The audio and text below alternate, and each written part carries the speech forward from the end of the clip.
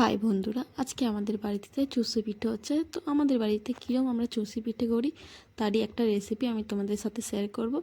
তো প্রথমে তো গরম জল দিয়ে তোমার আটা তৈরি করে নিতে হবে, চালের আটা।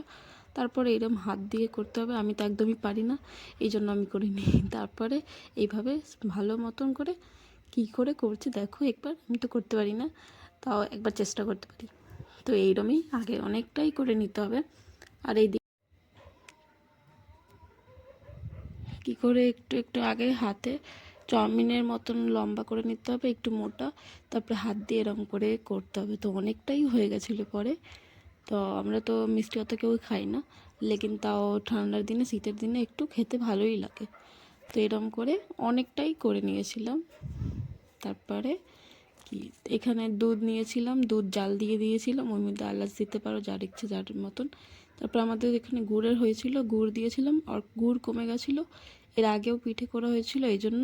তো তারপরে চিনিও দিয়ে দিয়েছিলাম অনেকটা।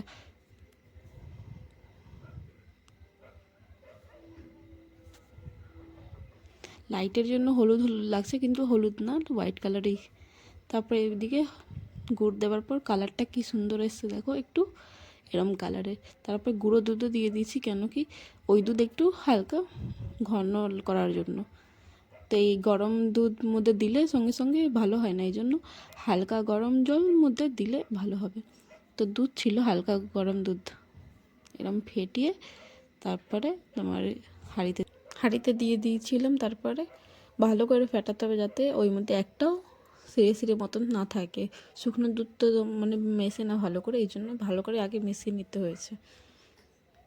আর চিনি যে দিয়েছিলাম সরাসরি চিনি দিয়ে দিইনি, এর মধ্যে আগে মিশিয়ে নিয়েছিলাম চিনিটাও, এই জন্য তারপর দিয়ে দিয়েছি। আর কি সুন্দর কালার এসছে, তাই না? আমাদের লাইটের অভাবে এরম দেখতে লাগে। আর আমার চ্যানেল সাবস্ক্রাইব করে নাও তোমরা, আর লাইক করে পাশে থাকবেন। তো নতুন চ্যানেল, এই জন্য একটু প্রবলেম হতে পারে, ভালো করে ভিডিও করতে না পারি এই জন্য। তো এরমভাবে আগেই দেখিয়েছি কি সুন্দর করে হাত দিয়ে করা হয়েছে। তারপরে পিঠেগুলো দিয়ে দিয়েছি, হালকা হাতে নাড়তে হবে, বেশি জোরে নাড়তে হবে না, নাহলে পুরো সুজি হয়ে যাবে। তো এইভাবেই করতে হবে। এগুলো টাইম নিয়ে করতে হয়, আস্তে আস্তে করে দিতে হয়, অল্প অল্প করে, যাতে পুরো ভেঙে না যায়।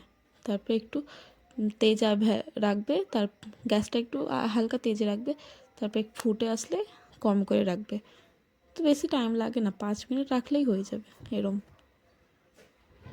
আর তো আমাদের ঘরে তো রাতেই করছিলাম, দিনে তো আমি সন্ধ্যাবেলা ডো তৈরি করেছিলাম, তারপরে রাতে করা হয়েছিল।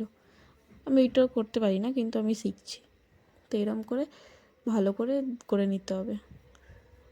দেখো কি সুন্দর হয়ে গেছে, একটু ফুলে যায় হালকা, ভালো লাগে, মিষ্টি মিষ্টি লাগে পুরো। আর গুড় তো এমনিতেও মিষ্টি। তো এইটাই ভিডিও। আর লাইক করবেন, পাশে থাকবেন, বারবার করে বলি থ্যাংক ইউ। আমার আগের ভিডিওতে কিছু লোক কমেন্ট করেছে, তো তাদেরকে আমি ধন্যবাদ জানাই। আর খেতে তো অনেকটাই টেস্টি, কিন্তু আমি অনেস্ট রিভিউ দিব, আমার খুব মিষ্টি লাগে, আমার খুব মিষ্টি লাগে। আমি অনেক মিষ্টি খেতে পারি না, আমি মিষ্টি দই এইসব খেতে পারি, কিন্তু আমি পায়েস এগুলো বেশি খেতে পারি না। চিনি থাকলে তাও খেতে পারি, গুড়ের অত বেশি খেতে পারি না। তো ভিডিও ভালো লাগলে লাইক করবেন। আর